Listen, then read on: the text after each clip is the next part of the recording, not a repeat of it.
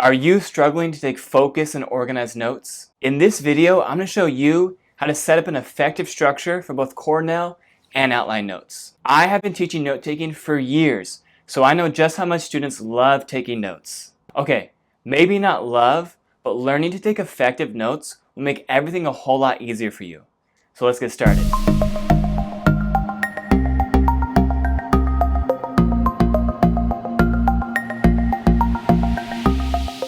First, let's talk about the purpose of taking organized notes. Taking effective notes can help you remember things, whether it's a day or a whole month later. Your notes may make sense in the moment as you write them, but the goal of your notes is to be able to come back to it a month or 2 months later when you need to study for a test and it make complete sense. That's why they need to be organized and structured. It can also save you time.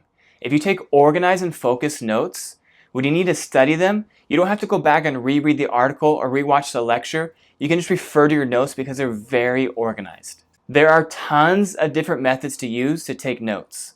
And in this video, I'm going to cover outline and Cornell notes. But no matter what method or technique you use, you want to make sure you include the following. First, you have your MLA heading, and then you have your title or topic, and then your guiding question. I know Avid calls this the essential question.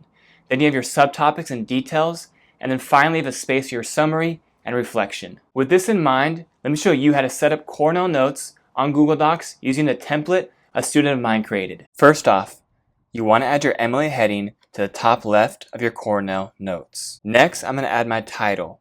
Notice that the title of my notes is going to match the title of the article. This is important for two reasons. One, this way months later when I look at my notes, I know it directly correlates to this article. Two, I want to make sure the topic of my notes matches the topic of the article. Next, I'm going to write my guiding question.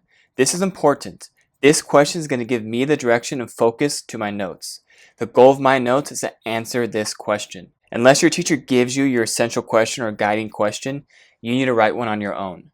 In order to do this, I'm going to skim through the article, look at the title, and ask myself, what is this article about? As I skim this article, I understand that it's giving a basic overview of who Batman is. Next, I want to add my subtopics. As I scan the rest of the article, you're going to notice these subtopics. I'm going to take these and then put them on the column on the left. For this example, the first section of this article doesn't even have a subtopic, so I personally prefer to come up with one on my own. In order to do that, ask yourself, what is this section about? And then come up with a question you think this section will answer. And then add that as your subtopic in your notes. With Cornell notes, you write these subtopics as questions, but honestly, unless your teacher mandates a certain style, you can do whatever you prefer. This article already writes most of the subtopics as questions, so I just need to convert a few topics into questions. Now in the right-hand column of my Cornell note template, this is where the actual notes go.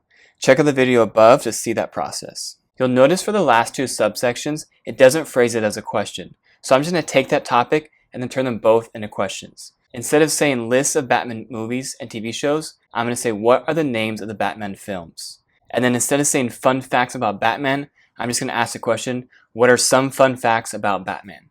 You can see it's super simple to take a topic and then convert it into a question. At the bottom of my template, you have some space to write a short summary and reflection on your Cornell notes. Lastly, I'm going to copy the link to the article and then add it to my notes. This way, if I ever want to refer back to this article, I can click on the link at the top of my notes. Next, we'll look at one of my favorite note-taking formats, outline notes. I personally just think it's the easiest format to use when taking notes. Like Cornell notes, we'll have to add our MLA heading, title, the link, and guiding questions at the top of a blank Google Doc. Again, those components are what make your notes organized, effective, and focused. Now, let's add the outline.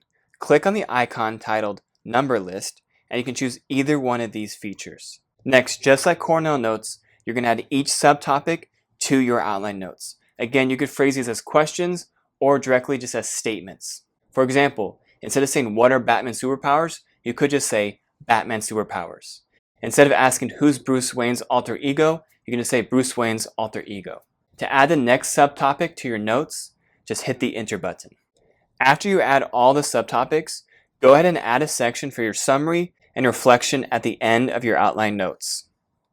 Now let's add the space in your outline for the actual notes. This is where you'll add the details from the article. In order to do this, place your cursor at the end of the subtopic, hit enter, and then the tab button. I like the outline note style best because it's super easy to structure and organize it from a blank document. In review, before you start taking your notes, make sure you set up your structure with the following. You have your MLA heading, your title or topic, you have the guiding question with the link, then you have your subtopics and a space for details, and then finally a spot for your reflection and summary. Make sure you hit subscribe down below so you can be alerted when the next video comes up about how to take effective notes. In future videos, I'm going to cover how to take notes, how to study your notes, and how to reflect and summarize your notes. Make sure to smash the like button, leave a comment if you have any questions. See you later.